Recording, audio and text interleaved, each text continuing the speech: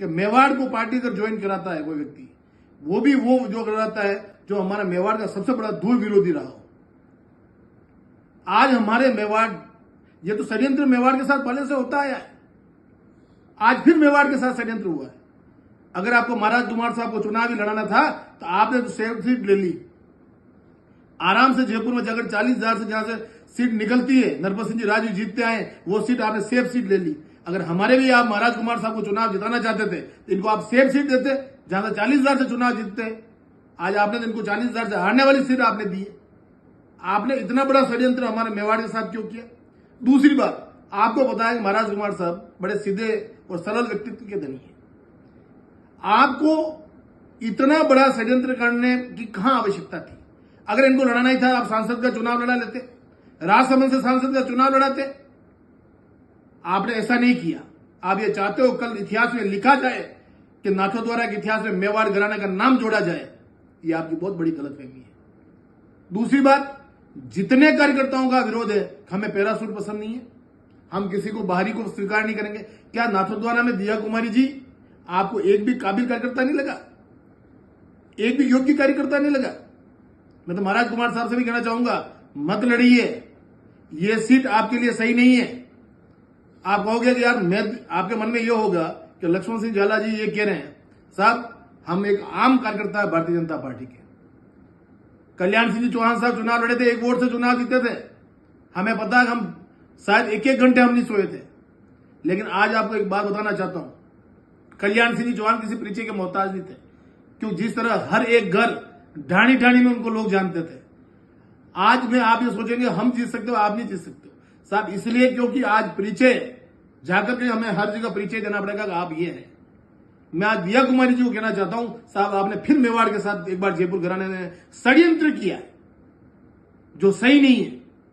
रही बात मुख्यमंत्री, कोई भी बनो, हमें मतलब नहीं है, लेकिन हमारे मेवाड़ की मूंछ ऊंची रहनी चाहिए। आज मैं फिर कहना चाह रहा हूं कि नाथद्वारा में जितने कार्यकर्ता मुझे फोन कर रहे हैं कि साहब हमें क्या करना है, मैं आज आपको फिर कह रहा हूं, अगर आप कहोगे मुझे कुएं में कूदना है, हम कुएं में कूदेंगे। योगेंद्र सिंह जी, संतोष नाथ जी, मदन सिंह जी, सबको एक जाजम पे लेके आऊंगा और एक जाजम पे बैठकर रेडिशन में बैठक करके हम दशहरे के दूसरे दिन हम ऐतिहासिक मीटिंग करेंगे। हमें ऐसे षड्यंत्र नहीं चाहिए जो हमारे साथ किए जा रहे हैं। और मेरा फिर अनुरोध है, अगर कार्यकर्ता जो निर्णय लेंगे उसमें मैं उनके साथ हूं। अगर वो निर्णय में जो निर्णय उनका आदेश होगा उसको सर आंखों पे रखूंगा। लेकिन जिन जिन नेताओं ने हमारे नाथद्वारा में षड्यंत्र किया है, क्या हम नाथद्वारा में भारतीय जनता पार्टी का कोई काबिल व्यक्ति नहीं है? और महाराज कुमार साहब तो कह रहे थे मैं किसी का हक नहीं खाऊंगा, तो आप हम लोगों का हक लेने के लिए क्यों बता रहे हो? मेरा आपसे निवेदन है कि मेवाड़ आपका बहुत सम्मान करता है, इसलिए आपसे अनुरोध है, आला कमान से भी निवेदन है कि 3 दिन में आप निर्णय लें और नाथद्वारा की सीट पर पुनः मंथन करें, नहीं तो हम दूसरी दिशा में आने के लिए तैयार हैं। आप ये मत सोचिए कि 20 साल से नाथद्वारा कार्यकर्ता भारतीय जनता पार्टी का कार्यकर्ता जांच में उठा रहा है, तो नाथद्वारा कार्यकर्ता हो जो आप भारतीय जनता पार्टी का कार्यकर्ता आपको काबिल नहीं दिखता है। और ऐसा है तो हम सारे लोग, हम कार्यकर्ता दिशा बदलने के लिए तैयार हैं। सबसे पहले दिशा मैं बदलूंगा। अगर आपको मेरे खिलाफ इस कोई एक्शन भी लेना पड़े तो आप लीजिए।